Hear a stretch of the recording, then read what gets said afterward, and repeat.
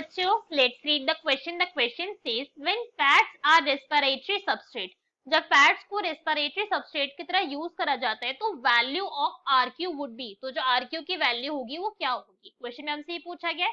So now let's start the question. सबसे पहले हम क्वेश्चन को सॉल्व करने का की कॉन्सेप्ट देखेंगे. की कॉन्सेप्ट. तो क्वेश्चन को सॉल्व करने का की कॉन्सेप्ट हमारे क्या है? बहुत सिंपल सा कि भाई आरक्यू के बारे में आपको पता होना चाहिए कि रेस्पिरेटरी क्वेश्चन क्या होता है, उसके बारे में बताया तो हम फैट्स का बता देंगे कि जब fats as respiratory substrate use होगी तो उसकी वैल्यू क्या होगी. तो अगर हम आरक्यू की बात करें तो ये क्या है? रेशो है. This is ratio. और ये रेशो किस चीज की है? Volume of CO2 evolve. हमारी बॉडी के अंदर कितना अमाउंट ऑफ CO2 की प्रोडक्शन हुई है, CO2 evolve upon volume of O2 consume. हमारी बॉडी ने कितने अमाउंट ऑफ O2 को कंज्यूम करा या फिर हम क्या कह सकते हैं, यूटिलाइज करा, इसकी रेशो होती है ये. और इसे हम कब कैलकुलेट करते हैं? इसको कैलकुलेट करा जाता है आइडियली कौन से केस के अंदर? जब हो रही है कंप्लीट कंबशन. क्या होता है? Complete combustion of fuel. अब यहाँ पे जो जो ये फ्यूल हम बोल रहे हैं कि फ्यूल की complete combustion, this fuel is what?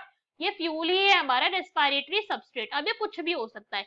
ये ग्लूकोज हो सकता है, कार्बोहाइड्रेट्स हो सकते हैं, फैट्स हो सकते हैं, एसिड हो सकता है, ये कुछ भी हो सकता है. उससे की चीज के ऊपर की क्या चीज रेस्पिरेटरी सबस्ट्रेट है यहाँ पे, इसकी वैल्यू आरक्यू की वैल्यू जो है वो डिपेंड करती है और वेरी करती है. तो क्वेश्चन में हमसे पूछा गया कि भाई फैट्स की कितनी होती है रेस्पिरेटरी क्वेश्चन. तो फैट्स को जो रेस्पिरेटरी क्वेश्चन होता है वो लेस देन 1 होता है. कितना? Less than 1. अब अगर हम लेस देन 1 कह रहे हैं तो इसको और एक्यूरेटली प्रॉपरली हम इसको सॉल्व करके देखते हैं. हमें क्वेश्चन के अंदर बस ये पूछा था कि कितना होता है, तो देखते हैं. अगर हम बात करें एक एग्जाम्पल लेके, एग्जाम्पल किसका ले रहे हैं भाई? हम ट्राइपाल्मिटीन का ले रहे हैं. किसका? ट्राइपाल्मिटीन अपने आप में एक फैटी एसिड है.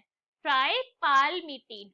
ओके. तो ट्राइपाल्मिटीन का फॉर्मूला पता होना चाहिए तभी हम इसको सॉल्व कर सकते हैं. तो ट्राइपाल्मिटीन का फॉर्मूला होता है C51 H98 एंड O6.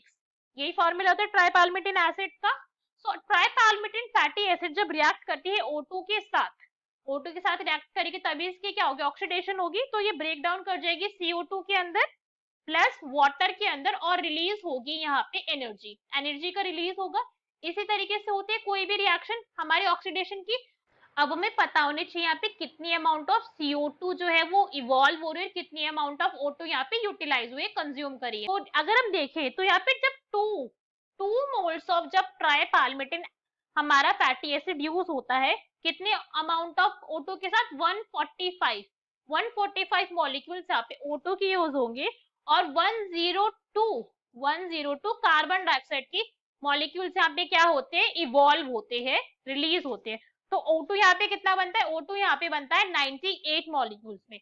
तो अगर हम अब इसकी रेशो निकालें फॉर्मूला के अंदर पुट करेंगे तो वॉल्यूम ऑफ CO2 इवॉल्व, कितना CO2 इवॉल्व हुआ है? 102 हुआ है यहाँ पे, 102, राइट. This is CO2. अब इसको डिवाइड करना है किससे? सिंपल 145 से डिवाइड कर देंगे तो ये तो यहीं पे पता चल रहा है कि डिनोमिनेटर कैसा है. Denominator small quantity as compared to numerator, तो आंसर लेस देन 1 आएगा. तो उसको कैलकुलेट करते हैं जब तो आता है 0.7 unit less quantity because ratio है.